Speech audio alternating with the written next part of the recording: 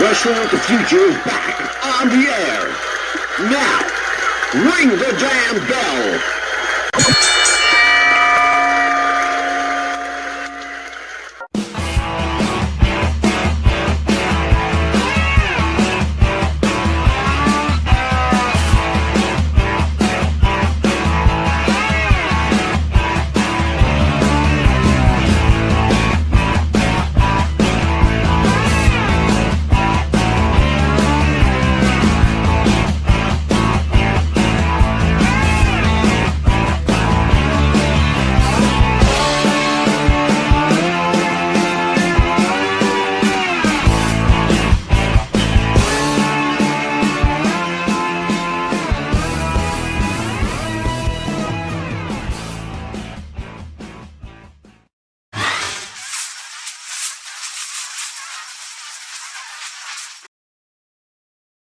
It's 4 o'clock in Los Angeles. It's 6 o'clock in Chicago. And it's 7 p.m. in Philadelphia. Hello, everybody. This is Mad Dog the Scipio. You are watching What's the Buzz? America's Popcast tonight. It's back. The flagship show is back. Wrestling with the Future. And an old friend, an old face, and getting older by the minute, Michael Armageddon Murphy. How are you, Murph? Good evening, everybody. I am the man called Armageddon. I'm here tonight again with Mad Dog. We're coming to you from Philadelphia, the what the fuck are you looking at city, and we're going to talk about everything wrestling tonight. We're going to talk about everything wrestling tonight. We're going to talk about who's in, who's out, who's hurt, and why does some people even have a job. Exactly. Well, let's talk about that one first, actually.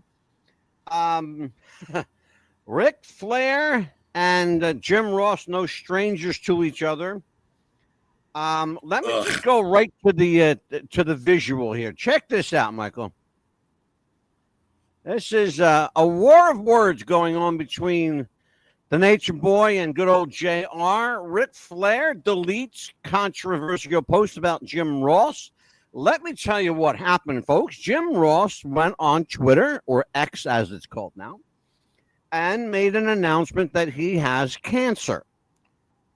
He wanted to go public with it so people knew why he looked a certain way and was maybe a little off. Well, now you know why. Well, apparently the Nature Boy took offense to that, and he said that Jim Ross is, quote, not making this up, folks, is an attention hound, and he's doing this to, quote, get attention. It all came about when an episode of The Dark Side of the Ring aired called The Plane Ride from Hell. And, in fact, it aired today, as a matter of fact. Let me read what happened. And so, Murphy, I wanted to bring this to your attention because I know how you and Rick are really tight and how much you like the guy, having worked with him a little bit. Wrestling legend Ric Flair faced backlash today for a message saying Jim Ross shared his career diagnosis to, quote, get attention. Shared his cancer diagnosis to get attention. The wrestling legend announcer, Ross, went public with his cancer battle earlier this week. And amidst an outpouring of support came a shocking message from legendary figure Nature Boy Ric Flair. Flair used his post at Twitter to basically take a big, huge shot at Jim Ross, saying that he went public with this diagnosis to get attention, for sympathy, the sympathy vote here. I don't know, Murph. You know, he's your kind of guy, though. This Flair, he's says what he wants, does what he wants. He's got that kind of guy. What do you make of why he decided to do this now?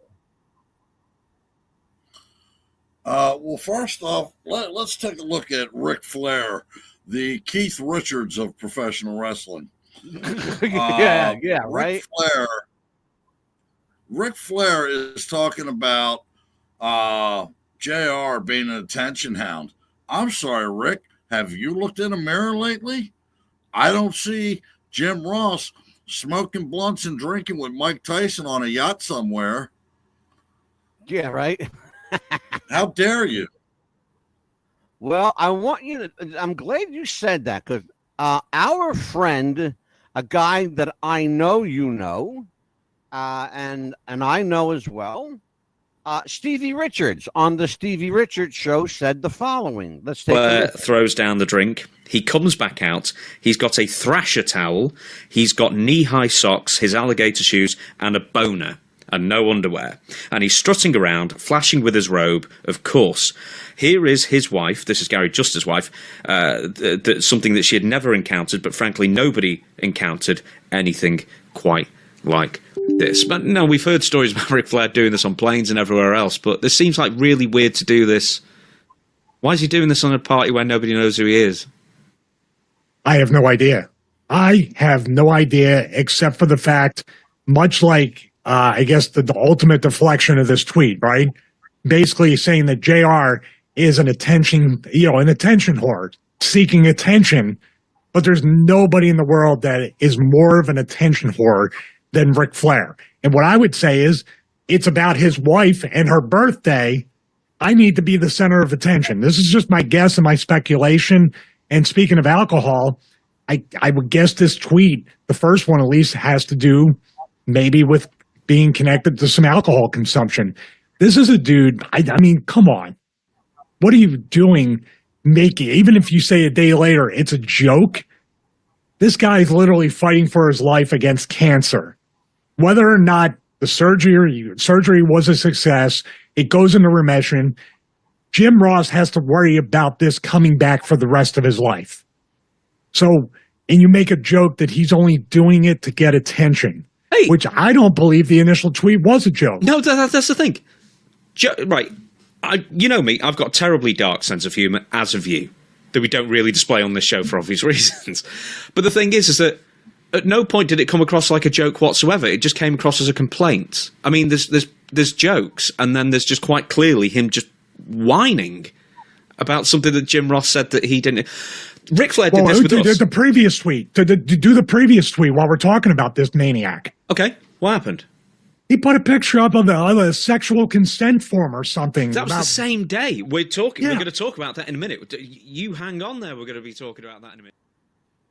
Okay, if you don't know what he's talking about, let me fill you in. Last Saturday, Ric Flair posted a message on X. Although he has since deleted it, Murph, there was many screenshots of it floating around the internet where Flair said, Jim Ross will always be Jim Ross, seeking attention, looking for approval. Focus on your recovery at JR's BBQ, quote unquote. Have it right here. He also went ahead hours later on the Justin Barrasso radio show and said Jim Ross was on his top 5 Mount Rushmore of announcers. Now, I don't know if that was a backhanded compliment or a slap in the face. Murphy, you've been around the business a long time. What say you to this craziness? And take your time with it, brother. Well, first off, the Crypt Keeper Flair, I don't think he knows half of what he's doing anymore because he seems like he's either high or he's drunk. So I don't think he knows what he's saying anymore, what he's doing anymore. All he knows anymore is that, I'm Ric Flair. Hey, oh, no. He looks like the Crypt Keeper. Okay. He sadly is.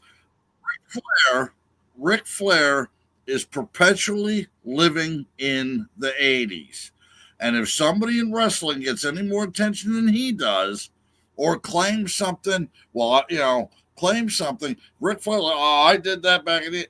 No, Rick, go away. You're not popular. We don't want you anymore. You've overstayed your welcome. Take your Crypt Keeper ass home. Roddy Piper said it years ago that Ric Flair, wrestling will kill Ric Flair. The lack of it, I agree. or in the ring, out of the ring, wrestling will kill Ric Flair. He doesn't know how to live without. He literally will die. He will literally die. He will die, fall over, drop dead, because he doesn't know how to live without the mistress called wrestling. Because God knows, Murph, every wife has left him already. One, can't imagine why. Two, have you ever known Ric Flair has turned into that one guy that no wrestler, be it in the big time or in the indies, he's turned into that guy that nobody wants to be. He's turned into that guy that comes to the locker room at a show, sees the boys, has his gear in the car, and hopes that somebody doesn't show so that they can put him on the show and so he can relive some sense of a glory day. You know who that is? That's Dennis Stamp. You saw him in the movie Beyond the Mat. 65-year-old jumping up and down on a trampoline because he's waiting for the call from WWE to maybe he could be a ref. That's how pathetic, God rest his soul. What? Well, I'm not going to speak ill of the dead, but if it was still alive, I'd say, hey, if you're waiting on that call, I hate to blow your optimism. It's not coming. Yeah. Well, Flair, in a related note, and I have it here, is seeking yet another quote-unquote final match. Now, he's had 8. If you're keeping count, folks, he's already had 8 so-called one more match. 8 so-called one more match. He's had 8 of them. One final match. It wasn't good enough that Shawn Michaels gave him the send-off of a lifetime and gave him a $25,000 gold watch on top of it. That I would like somebody to give me a $25,000 gold Rolex. Believe me, I will gladly take it. But Murph, the guy, he's got issues. Will any one person, and I want to get serious about this, will any one person be able to get through to him? If so, who and what will they potentially say? No. Nobody will be able to get through to him because he's Ric Flair. He's seen it all, done it all, knows all. He is the greatest wrestler out there. You ask him, he'll tell you. Yeah. Would you do me a favor, Michael, and share your personal experience with Ric Flair with the audience? Because I know it was a lot of fun for you. I was working for a horror con doing security, and we had Ric Flair there, and I was walking him up to his room, him and his wife, and he was pissed off about somebody must have said the wrong thing to him. He was saying how he'd smack him out and this, that, and the other thing. Later on that weekend, my girlfriend at the time was on the phone to her sister in Indiana, and her sister, being a huge wrestling fan, said, "You'll never guess who just walked by me." And she said, "Who?" She says, "Ric Flair." Well, Rick heard his name and had to come out. And, and of course, what's he doing? He starts pulling the Ric Flair moves, Space Mountain and yada, yada, yada. Which, what is it now? Decrepit Ride should be torn down. And I'm not going to get into any words that were said because there's no need for it. But let's just say there was a few words said, and I basically remind him that we were both in the same industry. He just made more money than I did, and that I'm a lot younger than he is. And you're younger than he is, and you could kick his ass. I believe that was insinuated. I'm sure it was. I'm sure it was. Okay. Murph, we talked about this on the phone, and it has gained momentum. And boy, did this take on a life of its own. And fans and people in the business in every promotion are talking about this one. The untimely dismissal, the unexpected dismissal of R-Truth. 21 years, by the way, with WWE. 21 years. Not so much as a heads up. They told him that when he showed up to Raw, that's when he found out he was no longer a part of the company. But John Cena, having the stroke that John Cena has, insisted that R-Truth continue with the planned angle for that night, and he went out and they did the thing together. It was his last WWE entrance, and backstage somebody got the best breaking kayfabe video I've ever seen, where John Cena had little tears in his eyes saying goodbye to R-Truth, and everybody else came up to him and hugged him, and because apparently, Michael, nobody expected this, including R-Truth himself. What do you know about his departure from WWE? Well, I was surprised as everybody else. I think WWE giving him his release is a mistake. He's a crowd favorite. He's funny. I think the one reason they let him go is mostly because of his age. I mean, he's 53, but I think with some of the things that he did, some of the funny things he did, and I think letting him go was a huge mistake. It was a money loss. There's a guy who agrees with you. His name's Mark Henry. Before we get to Mark Henry, I want to explore this because there's a lot. I found out today there was a lot more than just his release. His unexpected and untimely release from the company sent shockwaves throughout the locker room and through AEW with people there who worked with R-Truth. You got to remember, this guy's been around on a national level for 21 years. So he made friends, in a lot of promotions. No question about it. What we're learning is that R-Truth, apparently very close with Gunther and The Miz, affected Gunther and The Miz in the following way. Both stars, both of them, have removed all references to WWE from their official Twitter X posts, websites.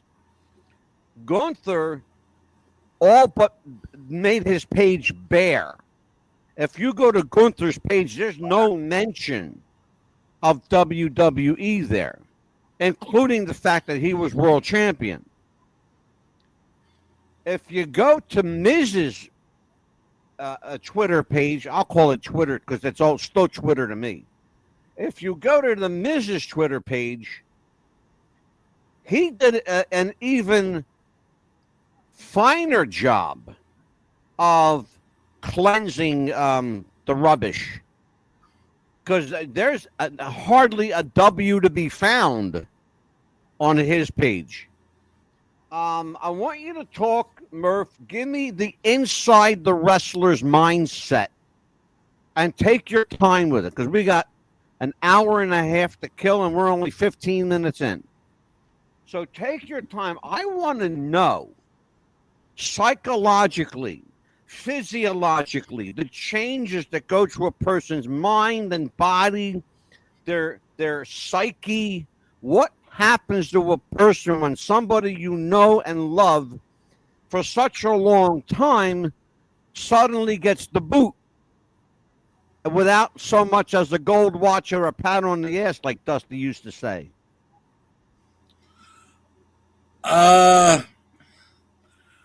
It's what do the other wrestlers go through? It's hard to say because everybody internalizes everything differently. I've seen guys get their release from companies I've been with. I've seen guys get fired. And some of them I liked, and I thought it was a big mistake. Some of them I didn't like, and I was glad to see them go. I don't. How will it affect the locker room in WWE? Yeah, I don't like think in they're other happy words, about it. and in other words, Murph, how does it affect the atmosphere, the mindset? Do the boys talk to each other? Maybe you might be next. Where's the conversation go? I'm trying to get you to really go deep on this one with me. I got to go there. I want to go there. I mean, I'm only going to go as deep as I can. The thing of it is, how do the guys feel? Yeah, I'm sure people are pissed off about it. I'm sure they're talking about it. Everybody's talking to everybody about it in the locker room. I mean, it's a locker room. You can't hide the 800-pound gorilla. But are they going to do anything about it? What can they do? That's a really good question. Are they next? That's a really valid question. What can they do? Can they put pressure on the front office? What is that ever possible? No, they can't put. They can talk to H about it. They can talk to whoever about it. But when it comes down to it, it's like, hey, you're under contract. Do what you're told to do, or we'll find somebody else that can. That's what it comes down to. That's why we're known as independent contractors.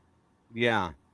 And there's always somebody in the wings. There's always somebody, some green guy that he's ready. He's got his boots on. He's got his tights on. He's just waiting for that green light. I used to say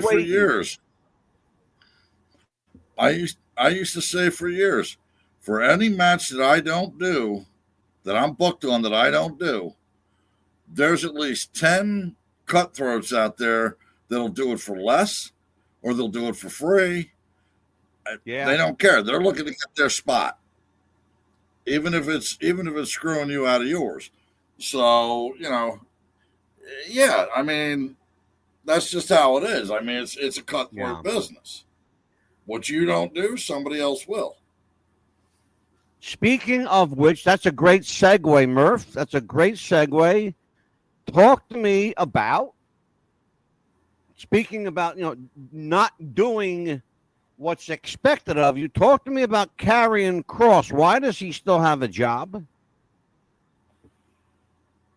I think because, well, one, he's going through his punishment phase. I think he's been talked to and are given a good stern talking to, and he's going to go through his punishment phase. But I think the reason they still have him is, let's face it, he's a talent. The guy can work. He can, he can talk, he can work, and he can sell. He can sell you, what you want. Well, I got a question for you, and it's a two-pronged question.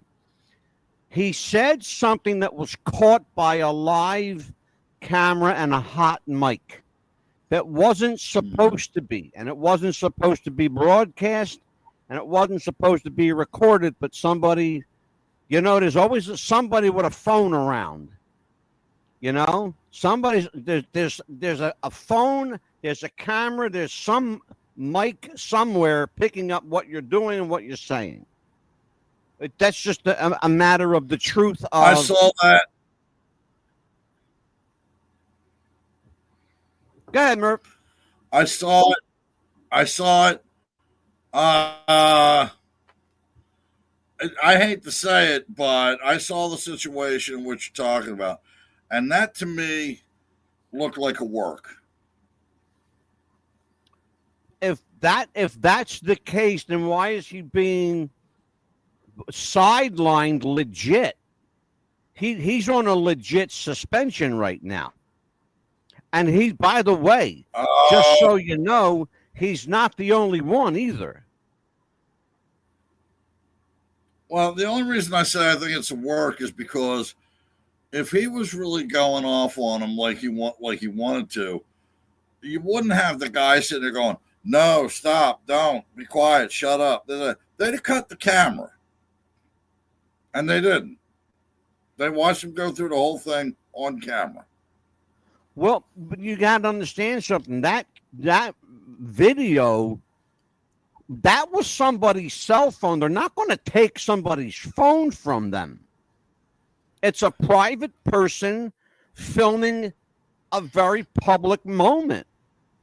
The other thing we got to remember, and we really got to take this into consideration, what happened afterwards that didn't get caught on camera, but was reported by at least a dozen members of talent, is that Karrion Kross, when he was told to settle down, to take it down a notch, as it were, got physical with the official. That's what got him suspended, is the fact, not what he did on camera, or by the way, again, on someone's private phone video, but what he did to aggravate the situation. He didn't, let's put it this way, Mike, he didn't do himself any favors by pushing around an official. Yeah, but if you look at the video of it, as he gets up and he throws the mic out of the way and he gets up and he's walking away, if you'll notice, he glances right over at the camera. Well, he does that to acknowledge that he knows there's a camera there. Now, is he a wrestler? I think on this one we're going to have to. Yeah, I think on this one we're going to have to agree to disagree. I think it was a work. I don't think it was, but and here's why. And you know, being a wrestler, you know, there's a camera around. You go into promo mode. You know that because you've done it. You go into promo mode. Look, there's people looking at you. You want, hey, hello, here I am. I want you to look at me. Is that what he was doing? Yeah, I think he was. But I think he was also completely shooting. The news comes that Carlito is gone. Here you go. El Ruffian is in chat. He says, Kross is always saying something off script. I think he got his own agenda. And yeah, and a lot of people think that Karrion Kross has his own agenda. The guy likes to, and it's happened before, he goes into business for himself. Karrion Kross is Karrion Kross's biggest promotion tool. It's entirely possible.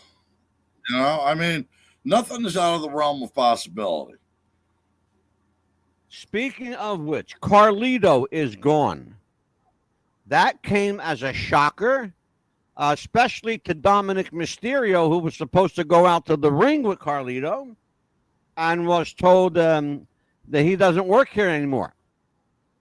What do you think happened there, Mike? Give me your inside sense if you feel like giving me some heads up on where do you think that went wrong? Well, I was never a Carlito fan. You're not alone. You're not alone. When they brought him back, I was like, okay, they're bringing him back for a little bit. He'll have a short run. But then the run got longer. They turned him into the joke of the Judgment Day. He was the comic relief.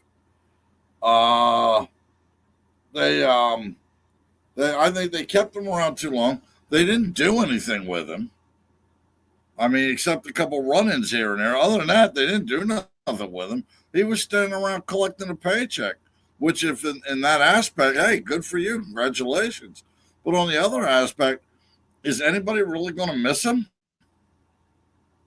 Well, that's the $1 million question. I would suggest to you probably not. But you said something very interesting in your answer that I want to piggyback off of. Said Carlito was comic relief. Well, didn't they just get rid of comic relief in R-Truth? Here's my suggestion. I think they would have, at least in my opinion, they would have better been served with Carlito gone ages ago and R-Truth in Judgment Day. R-Truth would have lent a level of not only humor, but credibility because he's been there for 20 years in the company. They missed a golden opportunity. Go ahead, Murph. Talk to me. R-Truth was in Judgment Day. Not officially, but they ran that whole thing. They ran that whole storyline where he was with Judgment Day. About a year ago. Made them, yeah, you're absolutely right. And they made the mistake of not putting a period on the end of it and making it official. He would have been fucking brilliant. Look how brilliant he was. He was hilarious. Let me remind everybody, R-Truth can fucking work his ass off. And he's still a young guy. I don't think it'll be long before R-Truth is back in WWE. I don't think it'll long before R-Truth comes back to WWE. I think you're absolutely right. And I'll tell you why. Because the office is being flooded.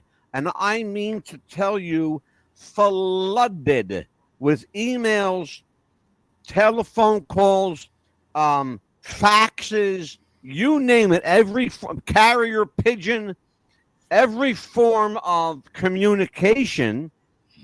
They are burning the lines in that joint to get this guy back in. And I got news for you. I agree with you. I think it won't be long before he's back. Here's one for you. Michelle Rodriguez, feisty little Spitfire, little Puerto Rican Spitfire from NXT, pretty girl. I'm sorry, not Michelle. Rachel Rodriguez. Gone. All of a sudden. Out of nowhere. What happened there? Why are they cutting people without like so much as a heads up? Oh, that's like the new way of doing business now. At least Vince told you first, look, you did a great job. Now you're fired. Get out of here. They're not finding out till they get to the building. Why she was let go? Say again? Why she was let go? Why she was let go, I have no idea. I don't watch NXT. I don't even know who she is. And that's probably why they let her go. Because nobody knows really who she is, except NXT fans. You know what? You're absolutely... Here you go. Look at this. Here you go. Here you go. El Ruffian says, no, that was my booty girl. Ruffian says. Oh, Ruffian is lonely. Yeah, no kidding, bro. No, Ruffian's a good guy. He's one of our regulars. It's an interesting thing. They should have, Ruffian, you got a great idea here. They should have Truth come back and fight Cena for the belt. What do you say? Yay or nay? I wouldn't mind seeing it. I think it would be a good match. I think it would be a spectacular match, especially if Truth can stay long enough without trying to be funny or cut a joke. Because he's a funny fucking guy, but he can, like I said, he can really work. And I would love to see R-Truth really working. The other thing that we got to talk about, we talked about Rick, now we got to talk about the Queen. We talked about the King, now we got to talk about the Queen. Charlotte. Oh, go ahead, Murph. Talk to me. Do we have to talk about the Queen? Ugh. Yeah, we do. Sorry, bro, but we got. All right, so here's what's going on. Let me set it up. All right, Charlotte and her husband, ex-husband Andrade, divorced. Okay, they still work. Both of them still work for the same company. Evidently, it's creating an uncomfortable, what Charlotte is calling a disruptive work environment. She did not go into the hostile working environment category. She said it is a disruptive work environment. She doesn't feel, quote unquote, comfortable. Well, it's a wrestling company. You're not supposed to feel comfortable, because every time you get comfortable, there's some guy or chick that's gunning for your spot on the card. That's what happens when you get too comfortable, right, Mike? Yeah. You get too comfortable. And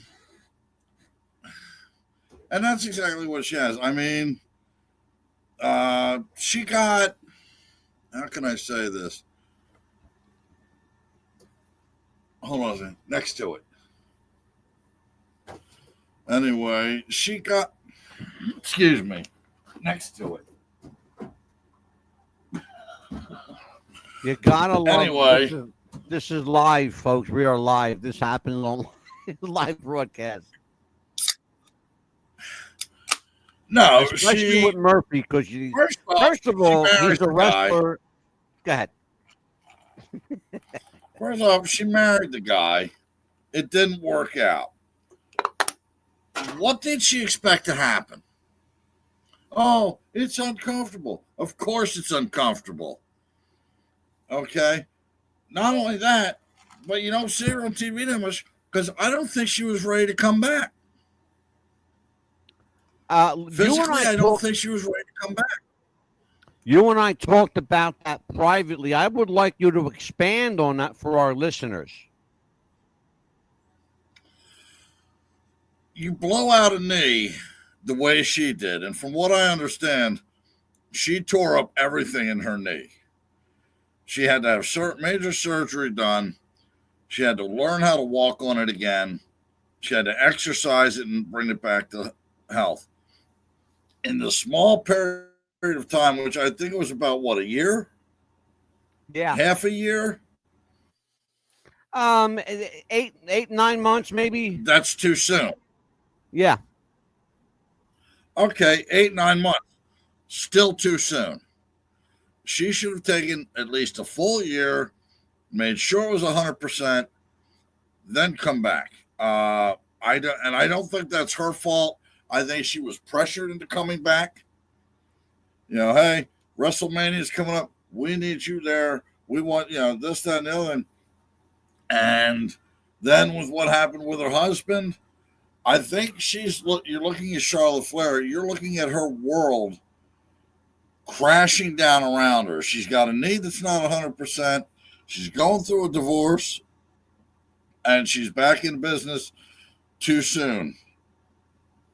I don't think she was ready. I absolutely agree with you. Here's an interesting point that El Ruffian makes. Have Triple H bring R-Truth back as Ron Killings, his real name. Have him come back as who he is. That's an idea. That's a hell of an idea. It's entirely possible. Or do you think that people are still going to call him R-Truth? I think people still call him R-Truth. I mean, that's who he is. Well, yeah, he was for 21 years. That's how we knew him. Sure. Okay. Right, So exactly. Charlotte says that she is, quote, unhappy with the direction that her booking is going. That's a direct quote from a very, very, very good source at WWE. Charlotte is, quote, unhappy with the direction of her booking, hinting at a, quote, change. And she was heard telling an official backstage it might be, quote, might be time for a change. Might be time for a change, unquote. Murph, where would she go? What would she do? And is she ever going to be a grateful employee, happy to just be there? One, I think she would go running right to AEW. Two, no, she's not going to be a grateful employee because she's the queen. She's Charlotte Flair. You got to remember something. She carries the Flair name. Okay? No matter where she goes or what she does, she's always going to be Ric Flair's daughter. That's it. And she either needs to get used to that or get out of the business. And I can't disagree with that. I cannot disagree with that. The essence of who she is, she can't hide who she is. She looks just like her father. She looks just like him. But she's got nicer legs. The issue I have with the issue I have with Charlotte, and I agree with you, I think that she is completely codependent on the fact that she is a Flair. I think that she is an ungrateful wench who doesn't know how to appreciate the gift that she has. And I think somebody needs to give her, like they did to her father, give her a fucking reality check, and soon. Humble her like they did to her father. Because it took Vince McMahon. I agree with you on that 100%. It took Vince McMahon to humble Ric Flair. So I think that Charlotte has potential. She can certainly work when she wants to work.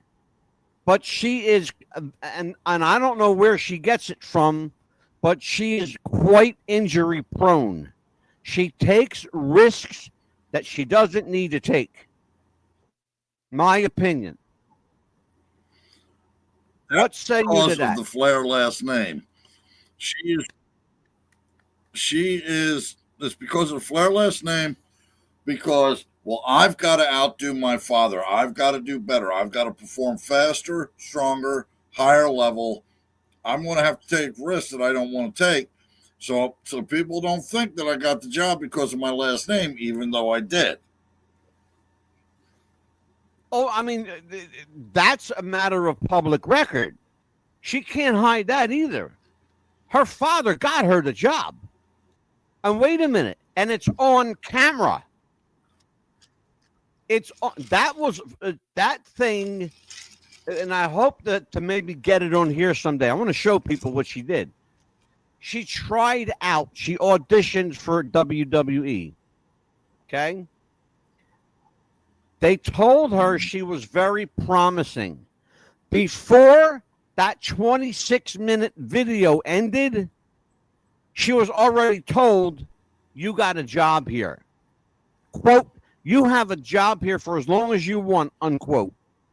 That's what they told her, with her father standing right there. Okay? Now, what does that say to somebody that's been in the business for 10, 12 years busting their ass? That what you're doing doesn't mean shit. Exactly. Exactly. That's exactly right. The other thing that we got to spend a few minutes talking on is Gunther. All right. Gunther is legit suspended right now. Not for anything that he did to Pat McAfee, because that was a work, and that was supposed to happen like that. He is on a legit suspension right now because he took the fist to somebody's face backstage for a shoot. Not going to say who, because they're going to show their face fairly soon on television. You'll know when you see the black eye how it got there. Where would Gunther go? He could go to AEW. He could also go to New Japan. He's actually wrestled in New Japan before. So, Murph, give me your thoughts on Gunther. Well, first off, okay, he got into it with somebody backstage. You know what? That shit happens. Okay. Should he be suspended for it? No, because that kind of shit happens. Take it up in wrestling court, get it over and done with. Where would he go? Well, I don't think he'd go to AEW because he's too high profile. Would he go to New Japan? Possibly. He might go back to Austria or wherever he's from and wrestle for the promotion over there. Or if he's made enough money, he might sit out a suspension. Let me be clear on something. He has a downside guarantee contract. He gets paid whether he works or not. So he's making bank whether he's home masturbating the porn or whether he's working somebody, in the ring. He's going to get paid anyway. He just gets paid more if he's in the ring. Because masturbating the porn don't pay a whole lot these days. I should know because I'm fucking. You would know. Shit, that's funny. But we're seriously though. Let's talk about that. Gunther is he's a Class A athlete. He's no slouch. He's nobody that you don't want to. If you can help it, you don't want to lose a guy like Gunther. And he's at the point in his career where he can call the shots. He can actually call his shots right now. Yes and no. Okay, explain to me, Murph.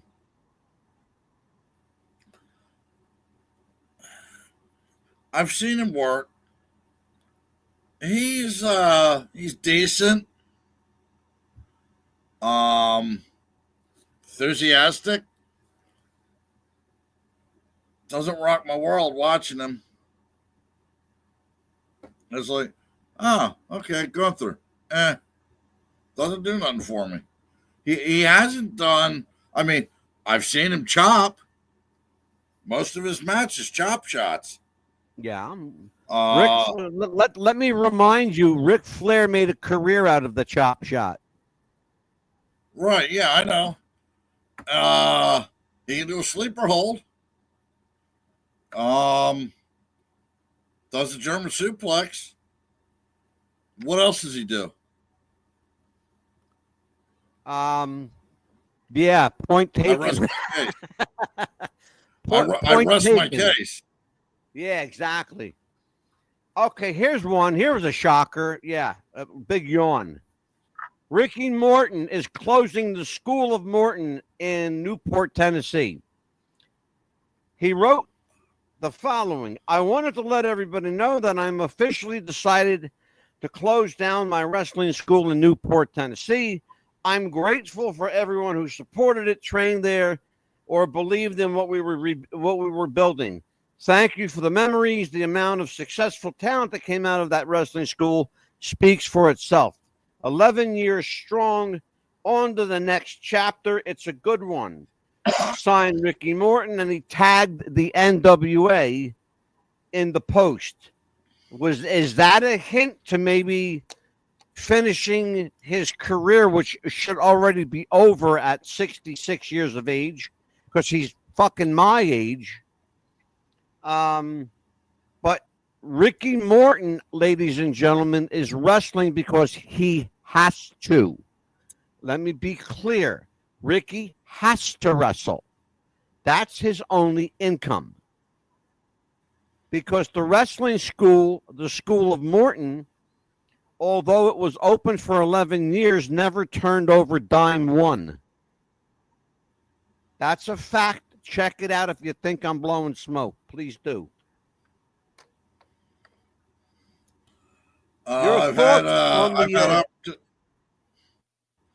Your thoughts, Michael, on the devastating news of the closure of the School of Morton? Well, I've had opportunity to share a locker room with Ricky Morton. First, let me say, the guy is a class act. He's a class guy. You'll never hear me say anything bad about him. I didn't even know he had a school, to be honest with you. And to show you what a class act he is, the reason it probably didn't turn over a lot of money was because he was probably training a lot of guys for free because they didn't have money and they were younger guys. He was probably mentoring, helping them along their way.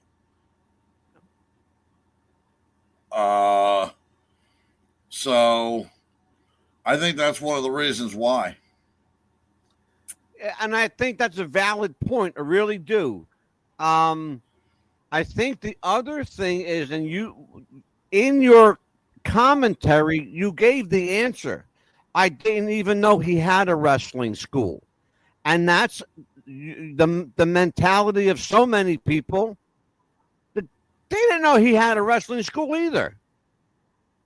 I only knew about 2 years ago that he had a school called the School of Morton. And the only reason I knew that is because I heard it mentioned in a kayfabe commentaries video. Shows you how long that was, right? All right, Murph, let's talk about we got a couple things to talk about. All right, let's talk about what was the big three. It was WWE, AEW, and TNA. TNA has now dropped to 7th place in the standings. Then your new number 3, ladies and gentlemen, your new number 3 is New Japan Pro Wrestling, NJPW. The company founded and started by the late, great Antonio Inoki. Murph, your thoughts on the change in and status in the lineup? Earth-shattering news? I thought the yawn that I just did was about New Japan Wrestling. I thought that said it all. But point taken. There you go. I don't think, to be honest with you, I don't think it makes any difference who number 3 is, because it's only WWE and AEW that is actually making any money. And in fact, to be honest with you, AEW, for all intents and purposes, is breaking even. I don't think Tony Khan has turned over a profit yet, but he doesn't need to because he's a multi-billionaire, quadrillionaire. His father's got untold, unlimited wealth, and this is he's a money mark. Remember, this is his toy. This is his hobby. He can afford to buy television, bad television, by the way, but it's TV. And now he's streaming on HBO Max. There you go. Because WWE's got Netflix and he's got HBO Max. By God. Anyway. Does HBO still have a channel anymore? Yeah, it's actually still a channel. Yeah. People actually watch HBO, believe it or fucking not. Murph, as we wrap this up, give me your final thoughts in about 5 minutes or so. Final thoughts. My final thoughts are WWE. Okay. Come up with something. Go back to having some storylines, feuds. That's what people want. Back in the day when you had Dusty Rhodes and the Magnum TA and the Four Horsemen, Baby Doll, Tully Blanchard, you had feuds then. That's what people wanted to see. What do you got now? Nothing. Yeah. I want you to take a listen to this, Murph. Take a listen to this real quick, Mike. At every match All right. that's on the show, they should have somebody do something that pays tribute to R-Truth. And there should be at least 3 people interviewed live in the arena, retired vets, saying, hey, man, it's going to be different without R-Truth, and pay homage to him. Like, that's how special he has been to the WWE programming over the last 15 years and 20 years for that matter. And I just feel like, man, if they call me and say, hey, man, can you do a video saying how you feel about R-Truth, I would do it in a heartbeat, drop everything I'm doing. I got family stuff to do. But I would call my wife and say, hey, let me take some minutes to do this video for Truth. I would put everything down for him. So there at one point, there was a conversation with Brock about Royal Rumble quite a long time ago. Right now, Brock is home, being Brock, and we'll see where that leads to, from here. But the status is the same as been before. Brock is not gone from WWE. He's just home being Brock. Interesting thoughts. He's home being Brock. Brock is home being Brock. What do you make of that, especially the way H says, kind of eye rolls and says he's home being Brock? Well, the reason H said it that way with the eye roll is, okay, you're home being Brock. You could be over here making tons of money. Well, Brock's already got tons of money.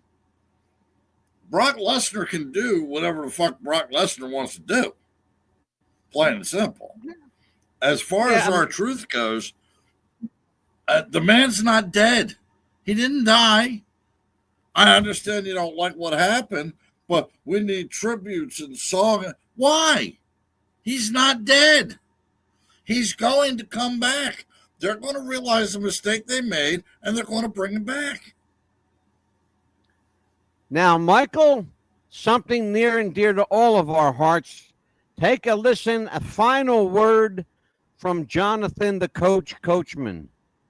Fans have spoken, and I hope that they keep speaking louder and louder and louder.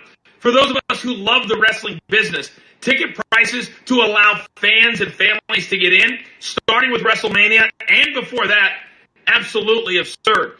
You guys heard The Rock. He got called into Elimination Chamber. Why? Because ticket sales were slow.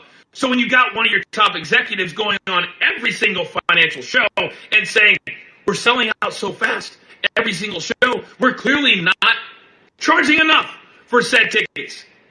Well, the fan base, the families that had to spend thousands of dollars to go to all these big events in the last 6 months are finally saying enough's enough. 4 nights in Tampa was supposed to be Saturday, Sunday, Monday, Tuesday. Main event. Battleground for NXT, Monday Night Raw, and then NXT on Tuesday. They've now canceled Tuesday. Less than 1,700 tickets sold. You can't walk into every single event and every single week and just blindly say, yep, no matter what we put out there, people are going to buy tickets. This is a family business, and families come to said shows. And the faster that TKO executives can understand that, or listen to the likes of Triple H and those that have been in this business for a really long time, the faster they will turn this thing around. Just because you're making the most money you've ever made does not mean the business is thriving. You got to look yourselves in the mirror. And canceling a show less than a week before it was set to take place, that's a good place to start. Murph, you went to a taping of Raw. What did it cost you to go to that show? I think it was about I think it was like $1,200, and that was for second level seats. Now people understand what Jonathan Coachman is talking about. You can't buy a WrestleMania ticket for less than $5,000, and that's a cheap seat. I bought 2 tickets for Monday Night Raw at the Wells Fargo Center in Philadelphia. 2 of them, one for me, one for my buddy Josh. 2 of the most uncomfortable seats in the world. Because I'm not a small guy, so picture me squeezing this into one of those seats. $10 for a box of popcorn. $10 for 5 cents worth of popcorn. I think it was $35 for parking. A box of popcorn? Yes. Holy shit, brother. They were selling the T-shirts at about $45 to $60 a hit. It's just, I mean, you go to a WWE show, and it's like, you know how you watch it on TV? Oh, sold out crowd. Bullshit. They had a curtain and all the seats behind it that weren't sold. Remarkable, isn't it? By the way, that's a trick. They all do that, by the way. AEW is barely filling the bottom level of an arena. They sold 6,000 tickets to a building that holds 27,000 people. They took a bath on that. But Tony Khan doesn't care because he's got that disposable income. Why don't they just do something smart and go into smaller buildings? You get a 6,000 seat building, you're going to make it look filled with 6,000 seats. Why don't they do that? Because then you'd never get in. The complaint would be, instead of, oh, it's too much money. Well, I can never get in there to get tickets. Oh, it's too small of a place. Wrestling fans aren't happy unless they're bitching about something. Something, yeah. I absolutely agree with you. I completely agree with you. Oh, man. Let's take one final comment. Let's see here. Ruffian says Brock is trying to live. He likes the quiet life. He sure does. They should call it the what we could sell crowd. Yeah, no shit. Because it's all about merch. They want you to, that's what it's become. It's become a big merch drive, a big merch show. That's it, really. Well, I'll tell you what, Murph, this was a good, kind of a well-rounded discussion on a little bit of everything. Our technology held up. You got a new TV. Enjoy it, my friend. Your smart TV. And your buddy hooked it up for you. I don't trust anything I can plug in, turn on, is instantly smarter than I am. I'm not going to touch that one, brother.